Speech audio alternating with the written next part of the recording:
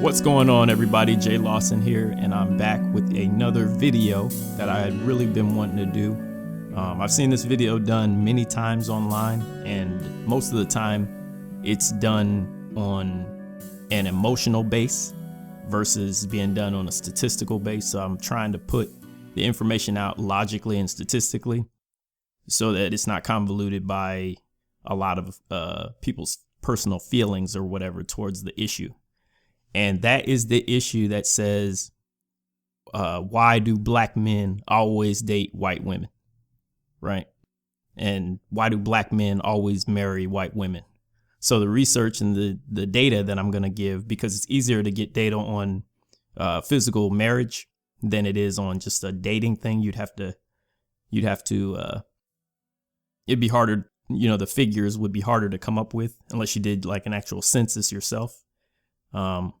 I'm looking at Tolton's census estimates that they did, and then also the Atlanta Black Star had a great article on 6 myths about the black community that debunk a lot of the nonsense. So I will link both of those in the description below. But one of the myths is what I'm going into. I'm not going to go throughout all 6 of the Atlanta Black Stars. That's their article. I'm going to be talking about. They also agreed with me on myth 2, which is going to be the subject of this article, which is why are the question, do black men always marry white women or most of the time and stuff like that. And first, let's start with a statistic by the Tolton Census Bureau that says that 83% of black men will eventually marry, and they will marry a black woman, which means that only 17% are actually marrying a white woman or a Hispanic or Asian woman. You're putting all that together, right? The second statistic says that 85% of black males with a college degree will marry a black woman. And the numbers are pretty similar among black women as well. Actually, yeah, they're about equal. Slightly off because the percentage of males to women statistically differ. There's actually more women in the world than men. So the statistics are going to be obviously a little bit different. But that's interesting because, if you just go basically off of what you hear, and what sparked me to do this is a friend of mine, she showed me the video on YouTube somebody made. It said, black men always marry white women for this reason or that reason. And it really got into a great discussion. If you ever want to get into a really good discussion, just find a black guy or a black woman and ask them, that like, why do you think that black men usually go to white women, or why does a black guy, become attracted to white women or whatever, right? So what I want to do is kind of talk about why it might seem like a black man always marries a white woman. And the reason for that, I believe personally, is that, and I mean, if you differ in opinion, I want to hear your reason in the comments below, because like I said, I don't have all the answers. I just have my opinion. You have your opinion, and we're gonna, we could have a group discussion. I definitely want to hear what everybody has to say. But personally, from the experience I know, and a little bit about my background, I don't know if you caught from one of the other videos, is that, I work in risk management for the Army, and I am, I'm not going to say my rank, but I've been in for a while, and I deal with a lot of successful people, including black people, on a daily basis, And when I say that, I mean like the higher ranking people. And there is a stigma out there where sometimes people will say, oh, every time I see this black guy, they always are getting money and they go to a white woman or something like that, right? But statistically, it's actually not true. Do black men date white women? Yes.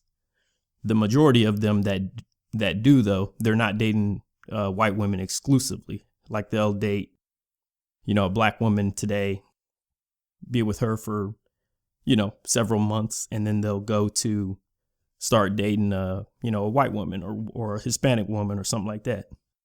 Now, the contrast of a black man dating a white woman is going to make them stand out. Whenever you see a black, especially like a dark skinned black guy and like a pale white woman, if you ever see them walk into a room, everybody's going to look and be like, oh, okay. It's not like a double take like from the 70s when people would give them a dirty look and stuff. I mean, some areas you still get a dirty look, but it's not so uncommon now. It's more widely accepted. It's not 100% accepted, but it's more widely accepted. And that's on both sides, because there's a lot of black people that don't accept it. There's a lot of white people that don't accept it. So it's not a situation of, white people are racist because they don't accept it, or nothing like that. And then, or black people are racist because they don't want, this guy being with a white person or something like that. And that also sparks another conversation, because there's certain people that say, only white people can be racist, black people can't be racist, and all that. That's complete nonsense. Just so you know, if anybody ever says that, it's complete nonsense. I'll break it down statistically, show you what the reason is. I will define the word and, just find the instances, and then you basically prove that person wrong. But anyway, back to the original subject. How is it possible that a black man, right, can go from, because I personally, I think black women are beautiful. My primary choice is black women. Would I date somebody that's not black? Yes, I would, because I'm not racist. And my personal preference isn't only black women. But I tend to prefer to be with a black woman first, just because of the fact that a black woman can relate to me, I think, better than another race. But there are some, other races that can relate to me as well. It's just that if I look at it overall, like from a statistical standpoint, I feel like more black women are going to be able to meet me, and I can kind of talk to them and be like, yeah, you know where I'm coming from. You know what I mean? Because I don't care who you are. Mostly 99% of black people have some kind of story of, hey, I had this experience and I feel like that was evidence of racism, in their past. Now, you got that 1%, like I think it was Lil Wayne that said he never experienced racism. Somewhere along the line, you can look up the video, but which is crazy, and that's his personal perspective. And I'm not gonna say he did experience it, because you don't walk in somebody else's shoes, right? But me personally, I have experienced it. When I was 19, I was a lawn care technician in Florida, and I went to and I got a job at a predominantly white company. Like when I went to apply, I was the only black guy that worked for that company. And this was about 15 years ago, before I joined the military and stuff like that. And back then, in this part of Florida, you walk in there, young black guy, I'm about to give away my age, but a young upper teens black guy just became a man or whatever, and you're like, hey, I'd like to work here, and I'm the type of person, I'm not like how you'll run into some black people that are like, they base where they're going to work on or apply at based on if they feel like that place hires black people or not. I'm not like that. I kind of give everybody the benefit of the doubt. You got to prove to me you're racist, and I'm a leader. So I'm going to go straight in and be like, hey, this is what I'm going to do for you. I can get hired here. And it was funny because when I got hired at that lawn care company, it's like a lawn care spray company. I'm not going to give away the name of it, because they had kind of like a racial bias before I started working there. But when I started working there, probably within about 6 months, they had about 6 or 7 other black people doing the same thing I was doing. It's kind of interesting, because when I started there, Like maybe 3 or 4 people would come up to me when I'd go to the gas stations and stuff like that to pump up and be like, hey, so they do hire black guys over there? Oh, cool. Can you get me over there? And I'm like, look, man, I can't get you over there, but you should be able to go walk in there, do like I did, figure out who's in charge, get yourself a damn job. You know what I mean? Because the majority of people, if you just have like a no fail type of attitude, people will pick up on that. If you have an attitude in your mind of something's already going to go wrong, chances are it is. I go by I like to post a lot of quotes, and I like that quote from FDR. Or no, I'm sorry, it wasn't FDR. He said something similar, but it was Henry Ford that said, whether you think you can or you can't, you're right. And I kind of live by that. So I pretty much think I can do anything. Like I try to start multiple businesses, and, I make a good living with my main job. I make a good living with my second job, and I'm trying to do other stuff too, because, I'm a go-getter. I try to be, because like I do not have kids, but when I do have kids here, hopefully pretty soon, I'm going to, try to make sure my kids set up for success, college paid for, all that kind of stuff. That's important to me. Setting your next legacy, setting your, the next generation up better than you are, or like that whole, thing where they say, make sure you leave everything better than you found it. Kind of like that. But anyway, back to the, original subject. Well, that was my example of racism. When I was at the lawn care company, that's what I was going to tell you about. They sent me out way out in the, just kind of like a redneck area. I pull up to this lawn, one of the biggest lawns I had ever sprayed, right? Probably 20,000 square feet of lawn, just thick thatch grass, you know what I mean? Pull up, there's a big Confederate flag right in the middle of the yard, probably about 20 feet tall. Little bitty house way back off the road. Get out of the car or the van, start walking up to the house. Hear a guy at the door go, "Where's Richard?"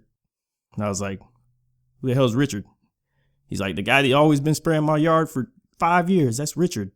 It's like, "Well, today I'm gonna be spraying your yard." And he's like, "The hell you are?" I was like, "Why not?" And he's like, he said something like, "I don't think that you could, or you don't know my lawn like Richard does," or something like that. I was like, "Okay, too cool." I got ready to get back in the car, in the truck. And another guy by the door goes, he said something to do with like, "You think if we did something to him, would anybody notice?" or some shit, some crap they said like that. And I was just like, I just looked back, kind of gave him a look, got in my truck and just drove off, But, I don't put too much stock into dwelling on stuff like that. I'm just trying to paint you a picture. When people are like, "Oh, racism doesn't exist for anybody," and I mean it exists on both sides. There's racist evidence in all different types of people, and bias and stuff like that. And we're trying to kind of work those things out. As people, we're doing kind of a good job. There's some things we can do to improve it on all of our ends. We got to start. I'll probably talk about it later, but there's certain things that everybody has to do to start loosening the grip on holding on to the past. If you're able to do that and get out of the segregated mentalities and stuff like that, start thinking more in terms of everybody will start disconnecting a little bit from the past and the clicking up of everybody. You know what I mean? You have to get rid of that before you be able to embrace anything new, But the hardest thing for people is change. So, that's years off. You're going to see slow progress towards it just because of how people evolve, But anyway, back to the original topic. Why would a black man date a white woman? Right? Now, there's multiple reasons. And I've said before, there's two types of black guys that date white women, right? One type is the black men that say, I would only date white women, right? Or I would never date a black woman. And those guys, to me, something's wrong with them. And I'm going to break them down in a minute. But something is actually mentally wrong with them. You know what I mean? And we'll psychoanalyze them in a second. But the other type is the type that says, you know, I usually date black women, but today I'm going to date this Spanish girl. I'm going to date this white girl, right? So we got to not lump those people in together. We got to, man. Because when we're lumping them together, you know, it's just bad news, man.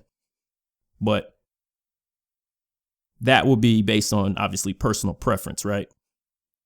And the fact that that guy's not exclusive to his race, which is not a bad thing. Like a lot of people say, oh, that's terrible that you would date both and you wouldn't only want a black woman. But I mean, if your racial preference is not only black women, you should go for whoever makes you happy, you know, because above all else, if you can't make yourself happy, you damn sure can't make your community happy, you know. So you should do what makes you happy. Then from there, maybe try to make your family happy and then worry about everybody else. People work from the outside in too much. Oh, if I do this, this person's going to think that, you know. You can't think like that. If you like somebody, go up to them, tell them you like them. You know what I mean? But anyway, for the guys that like would say like, I only date black women. See, to me, that's an issue because it has to stem from something in their past. For example, let me give you a story. Let's say that Joe was 17, right? He went to high school, sat next to this beautiful black girl that was 17, 18, whatever, next to him. And he was like, you know, damn, I really like her, man. She's prettiest face I've ever seen. She looks like an angel. She's beautiful, blah, blah, blah, whatever's going through his head, right? So one day, after 3 times of trying, he gets up the courage to go and ask her out, right? And he's like, man, today's the day. Right after lunch, man, when they bring us back, I'm going to ask her to go to the movies or something.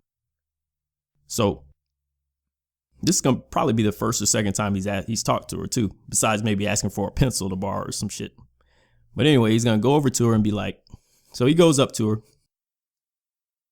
And there's 3 possible scenarios that she can give him. One, she can be like, you know, I like you. I mean, you're cool and everything, but I kind of have a boyfriend. So unfortunately, I can't date you. You know, when he comes to her and says, hey, you know, would you like to go to a movie? Blah, blah, blah. You know, she could hit him like that. B, she could be like, and we're talking if she doesn't like him, right? I forgot to preface with that. I apologize. B, she could be like, you know, I like you. Or no, she wouldn't say I like you. She could be like, unfortunately, you're not really, you know, my type. So I can't be with you right now. You know, that's a bad one, man. That's a letdown. It's gonna hurt, right? Or something along that nature of just letting him down, you know. But still like kind of showing some kind of humanity, right? Then you got C, where she could be like, I'm not dating anybody right now, but you know, we'll see what happens later. Or, you know, I'm not really feeling you right now. And that kind of falls in the same category of giving him the number and not answering the phone. Like if you meet a girl at a party or a bar or whatever, she gives you the number, but she never picks up. It's kind of in that category, which that's kind of messed up. That's even worse than the letdown, but with no hope. The letdown with hope is worse than the letdown with no hope, if it's a definite no, right? But no, this female here, she got out her pen on that Scantron and she scratched the D option in there. And there was only 3. Like she put a D on there. And this is what she did. She looked the guy up to the top of his head, down to his secondhand store shoes, back up to his eye level, back down, kind of like checking him out. You know how they do? Then she looked back at his eyes and was like, now, how could you possibly come up to me with this and come at me like that? Who are you thinking you can come talk to me? I mean, look at you. You're ugly. You're goofy. You're square. You're blah, you're blah, you're blah, right? We've all seen, I mean, I had a female in high school that was a friend of mine that did that to a guy. And I mean, we've all seen that. You know what I'm saying? That hard letdown. Now, I'm going to tell you right now, that is enough at a certain age in somebody's developmental years. If they're not objective or able to see past that and know that all black women are different, right? That is enough. Those type of incidents are enough to scar somebody for life, you know, to where they're like hurt, you know what I'm saying? Like literally, like he goes home and he's just like, damn, you know, what am I going to do now? You know, I'm done. And if he has a series of events like that, like maybe 2 or 3 of those, like one there in high school, one in college, one when he goes to the club, when he didn't even want to go to the club, but his buddy dragged him to the club and was like, hey, man, talk to her. She used to date my homeboy, man. She's straight. He goes up there, talks to her. Same thing happens. What do you think is going to happen to that guy, man? Can you see where he'll be like, I'm done with black women. F all black women. It's over. I could, you know what I'm saying? I can see that. Especially if he works hard, right? He's like, you know what? I'm what Ron Wills called a non-select or person or whatever, where he's not in that group of people that are highly sought after by black females. And he knows that or something. So he works harder for success, works on his bachelor's degree or whatever, and tries to become a doctor or whatever. And then when society spits him out on the other end, right? This dude's making 6 figures. And he still has that same hang up. I'm not dating a black woman. And that's going to be the time when he's going to get all the attention from way more black women, right? But he's going to be like, I'm not dating black women. And it's because he's tied all black women together, right? So we can talk about it later at a later time of how to disconnect, disconnect the link between the generalization. We can talk about that later. But this is one of the reasons, this is one of the type of men that become successful. And it seems like, somebody would be like, man, that doctor, he just got a little bit of money and now he only wants a white woman. No, under all that is that under that doctor, under all that status and that Ferrari and all that, there's a sad little black boy in there. And I know, a lot of times that happens with some of them. You know what I'm saying? Because if you can't take rejection, like my dad had a talk with me one time about taking rejection. And before that, I couldn't take rejection. But after that, once to take rejection, you got to go through it. You know what I mean? And some people can't take it well. So whatever the end result of that manifests from there, that's what you get, And that is actually the making of from black women. You know what I mean? So black women, y'all need to tighten up your sisters that are screwing it up, screwing up the whole thing. So how do you fix that? How you reel these successful brothers back in? It starts when they're more in their impressionable years or when they're on their way to success, making them feel like they have value before that. The best way to get a successful black man, and I'm going to have a video about this, is to be with that black man when he's on his way to success.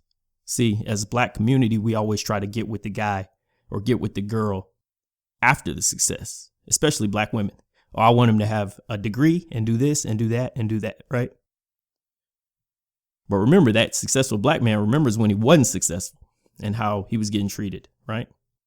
And whoever he wanted then, he could have a hang up about when he does get the success. So the easiest way to make a lasting relationship would be to get the guy that's on the way to success instead of trying to get the guy that has the success. I mean, it'd be nice to get somebody who is successful, right?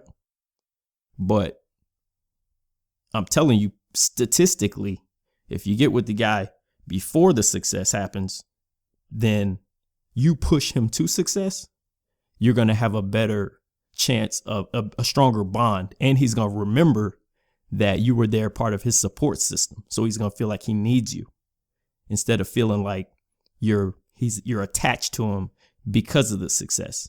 Because I've talked to a lot of successful brothers, and a lot of them say when they get with a beautiful woman, right?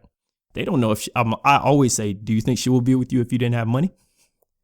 And they always pause. This, not always, but they'll usually pause, look at me and say, yeah. And it's like a pride thing. But the way they pause, like the look in their eye, because I can read people, I know that they're like, oh, hell nah.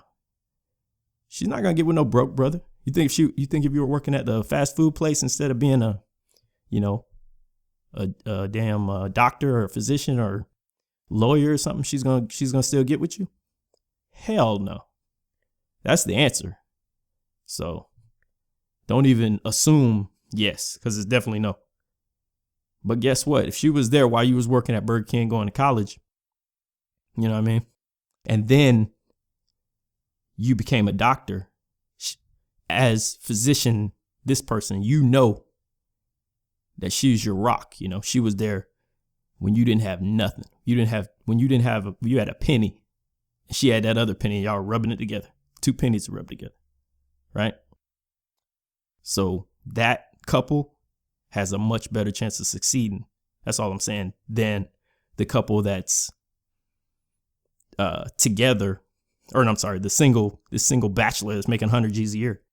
And then here you come out of the woodwork with your kid, like, hey, take care of me and my family. My fairy tale ending is here now. Finally, I can't believe it. I found you. He's going to look at you like you're crazy. So I'm getting ready to finish up my rant, but there's a couple points I want to hit in my next video that I'm going to pull from this one. But yeah, so the main idea, don't believe everything you hear. When people say, oh, black guys only date white women or they only go to white women because of the success.